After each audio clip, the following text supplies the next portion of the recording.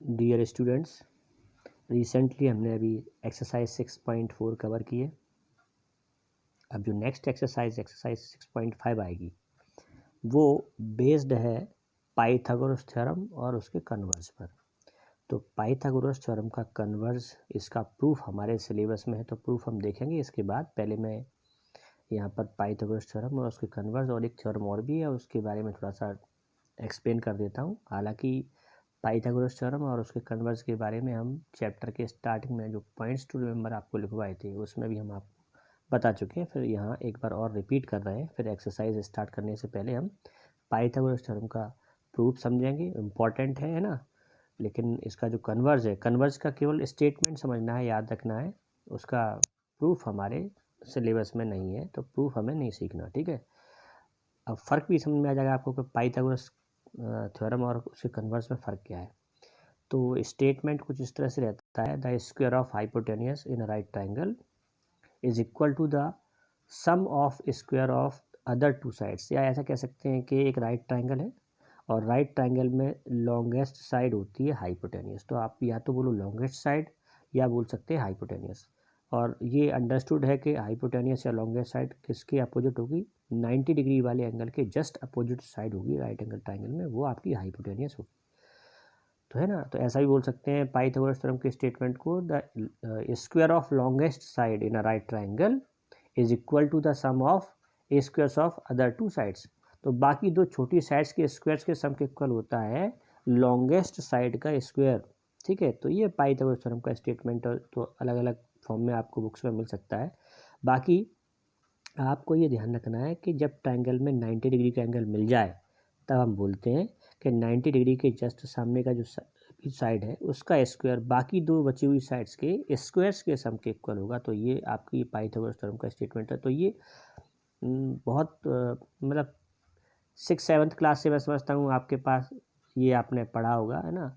Pythagoras property आपने 8th class में पढ़ी थी, पाइथागोरस ट्रिपलेट, ये सब चीज़ें तो ये बहुत पहले से फैमिलियर है हम पाइथागोरस थ्योरम से। तो यहाँ अभी 10th क्लास में सिमिलर ट्राइंगल चैप्टर में हम इसका प्रूफ पढ़ेंगे। सिमिलर जो रूल हमने पढ़े हैं सिमिलैरिटी के, उनके इनके थ्रू हम किस तरह से पाइथागोरस थ्योरम को प्रूव करते हैं। अब इसके कन्वर्ज की बात कर लेते हैं, कन्वर्ज ऑफ पाइथागोरस। तो देखो, जब हम पाइथागोरस थ्योरम की बात कर रहे होते हैं तो ये चीज़ गिवन में होती है और हम ये चीज़ प्रूव कर रहे होते हैं। अब जब कन्वर्ज की बात होती है तो कन्वर्ज में क्या होगा कि ये चीज़ तो आपकी गिवन में आ जाएगी और ये आप प्रूव करोगे, है ना। तो जब हम 90 डिग्री के एंगल से, एक ट्राइंगल में 90 डिग्री के एंगल होने पर जब हम इस तरह का स्क्वायर वाला स्टेटमेंट लिख देते हैं, है ना, यहाँ से जब इधर जाते हैं तो ये तो पाइथागोरस होती है। और जब हम इस स्टेटमेंट से ये लिख देते हैं तो वो उसकी कन्वर्ज हो जाती है। मतलब आपको इस तरह का स्टेटमेंट पता होगा स्क्वायर वाला, कि एक साइड का स्क्वायर बाकी दो साइड्स के स्क्वायर के सम के इक्वल है। तो यहाँ जो साइड लिखी है ना उसके जस्ट सामने का एंगल 90 डिग्री का होगा, है ना। तो मैंने डायग्राम इसके लिए अलग से नहीं बनाया, दोनों के लिए सेम एक कॉमन डायग्राम यहाँ पर ये दिख रहा है आपको। अगर a c square equal to a b square plus b c square, तो ए सी के जस्ट सामने वाला एंगल जो है वो 90 डिग्री का होगा। तो ये आपकी कन्वर्ज है। तो अब मैं समझता हूँ आप लोगों को फ़र्क समझ में आ गया होगा, पाइथागोरस कब होगी और कन्वर्ज ऑफ पाइथागोरस कब होगा, ठीक है। तो जब ये पता हो और इससे हम ये लिख दें तो वो कन्वर्ज हो जाती है। अब एक इम्पॉर्टेंट थ्योरम इसमें और दे रखी है, इसका कोई स्पेशल नाम तो नहीं है लेकिन इम्पॉर्टेंट है।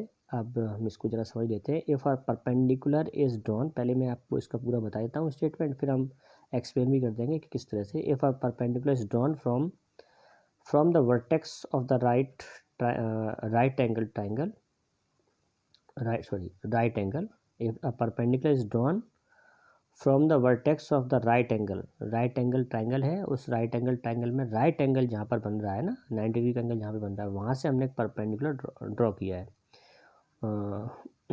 The vertex of the right angle of a right triangle to the hypotenuse, then triangles on the both sides of the perpendicular are similar to the whole triangle and to each other। तो अब समझ लेते हैं कि ये देखो diagram से इसको और थोड़ा सा समझने में हेल्प मिलेगी कि ये राइट ट्राइंगल है ए बी सी, ठीक है। अब ये राइट ट्राइंगल कहाँ पर है, मैंने जानबूझ के ऐसा नहीं बनाया, ठीक है, समझाने के लिए। जनरली हम राइट ट्रायंगल ऐसा बना देते हैं, मैंने थोड़ा सा इस तरह घुमा के बना दिया है, इसमें कन्फ्यूज होने की जरूरत नहीं है, हम ऐसा ही बना सकते हैं, कोई दिक्कत नहीं। फिर यहाँ से हम ये 90 डिग्री एंगल है, यहाँ से परपेंडिकुलर ऐसे ड्रॉ कर देंगे, है ना, ठीक है, बात वही रहेगी। तो राइट ट्रायंगल है, बी पर 90 डिग्री का एंगल है, और जहाँ पर 90 डिग्री का एंगल है उस वर्टेक्स से हमने अपोजिट वर्टेक्स या अपोजिट साइड यानी कि हाइपोटेनियस पर परपेंडिकुलर ड्रॉ किया है, ये परपेंडिकुलर। तो यहाँ पर देखो ये दोनों तरफ 90 के एंगल हो जाएंगे, तो आप ये कह सकते हैं कि in triangle a B c angle b is 90 degree and b d is perpendicular to a c, b d a c पर परपेंडिकुलर है। तो अब ये राइट ट्रायंगल दो ट्रायंगल में डिवाइड हो गया, एक तो ट्रायंगल ये वाला, दूसरा ट्रायंगल ये वाला, है ना, परपेंडिकुलर के दोनों, परपेंडिकुलर ये है, परपेंडिकुलर के इस तरफ ये वाला ट्रायंगल है ना, ये ए डी बी, और परपेंडिकुलर के दूसरे तरफ ट्रायंगल है सी डी बी, ये ठीक है। तो ये दो राइट ट्रायंगल बन जाते हैं, एक राइट ट्रायंगल था परपेंडिकुलर ड्रॉ किया 90 डिग्री वाले वर्टेक्स से, तो वो राइट ट्रायंगल जो ओरिजिनल ट्रायंगल है वो दो अलग अलग, दो डिफरेंट राइट ट्रायंगल्स में बट गया। अब ऐसा करने पर अब टोटल हम कितने ट्रायंगल्स देख रहे हैं, यहाँ पर हमें थ्री राइट ट्रायंगल्स मिल रहे हैं। एक तो ट्रायंगल ए बी सी है, दूसरा ट्रायंगल ए डी बी है, तीसरा राइट ट्रायंगल है सी डी बी। तो अब इन तीन राइट ट्रायंगल्स में क्या रिलेशन होगा, ये आपस में सिमिलर होंगे ये सारे, है ना। तो triangle A D B similar triangle A B C, A D B कौन सा है, ए डी बी ये वाला, और ए बी सी कौन सा है, ये ओरिजिनल ट्रायंगल, ये आपस में सिमिलर होंगे। और ठीक है, मतलब लेफ़्ट साइड परपेंडिकुलर की लेफ़्ट साइड का ट्रायंगल ओरिजिनल ट्रायंगल के साथ सिमिलर। फिर दूसरा मैं आपको लिख रहा हूँ, यहाँ पर ये है ट्रायंगल सी डी बी, है ना, ये ट्रायंगल सी डी बी, ये triangle original triangle c b a इसके। अब देखो पहले मैंने लिखा था ए बी सी, अब मैं लिख रहा हूँ सी बी ए। देखो ये हम इसलिए लिख रहे हैं, ट्रायंगल तो वही है ए बी सी, उसका नाम मैं जानबूझकर इस तरह से सिमिलर ऑर्डर में ले रहा हूँ कि उनके जो वर्टेक्स हैं करस्पॉन्डिंग फॉर्म में आ जाए, करस्पॉन्डिंग ऑर्डर में आ जाए, ठीक है। तो अभी बताएंगे किस तरह से ले रहे हैं। मैं ये देख रहा हूँ कि जब मैंने ये ट्रायंगल लिखा था A D B similar triangle A B C, हमने स्टार्ट किया था उस वर्टेक्स से जो कॉमन है, क्योंकि बड़े वाले ट्रायंगल में और छोटे वाले ट्रायंगल में तो वर्टेक्स से कॉमन है। फिर मैंने दूसरा वर्टेक्स कौन सा लिया था जहाँ पर 90 डिग्री का एंगल हो रहा है, और फिर लास्ट में जो वर्टेक्स बच गया था वो।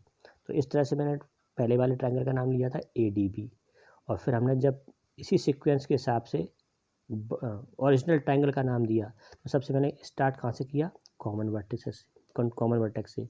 फिर हमने कौन सा वर्टेक्स लिया जहाँ पर 90 का एंगल बन रहा है, ये वाला, और फिर जो बच गया वो। इसलिए जो हमने यहाँ पर नाम लिखे ना, ए डी बी और ए बी सी लिखे हैं, तो ये सीक्वेंस मैंने यहाँ पे फॉलो किया है। सेकंड वाले में भी मैंने पहले वाले का नाम बी डी सी दिया, बी कॉमन है, बी बट सॉरी इधर इधर देख लो, ये तो बता रहे हैं, ये सी डी बी और सी बी ए। अब देखो सी डी बी ट्रायंगल को हम अगर जैसे ये जो सी बी ए ट्रायंगल है, सी बी ए ट्रायंगल को अगर मैं ए बी सी बनाता हूँ तो उसी के हिसाब से इसके भी ए बी सी, है ना, लास्ट से हम इधर वर्टेक्स का जो ऑर्डर है हमने ऐसा लिया है ए बी सी, लास्ट से इधर राइट टू लेफ़्ट आ गए हैं, तो इधर भी हमें क्या करना पड़ेगा, बी डी सी ऐसे करके लेना पड़ेगा। ये मैंने इसको लिख दिया है, तो ऐसे भी लिख सकते हैं इसको, ठीक है। अब ये दोनों ट्रायंगल्स हमने देखे कि जो दो ट्रायंगल बने थे परपेंडिकुलर बोथ साइड, वो ओरिजिनल ट्रायंगल जो था स्टार्टिंग में उसके सिमिलर हैं। तो जब सिमिलर हैं ना दोनों ही ए बी सी के सिमिलर हैं, तो सिमिलर के सिमिलर ट्रायंगल सिमिलर होते हैं, ठीक है, क्योंकि ए डी बी और बी डी सी दोनों ही ए बी सी के सिमिलर हैं, तो ए डी बी और बी डी सी भी आपस में सिमिलर होंगे। तो ये चीज़ें हम यहाँ पर बता सकते हैं कि परपेंडिकुलर के बोथ साइड दोनों जो ट्रायंगल बनते हैं वो आपस में सिमिलर होते हैं, और वो original triangle A B C के भी सिमिलर होते हैं। तो ये था, है ना।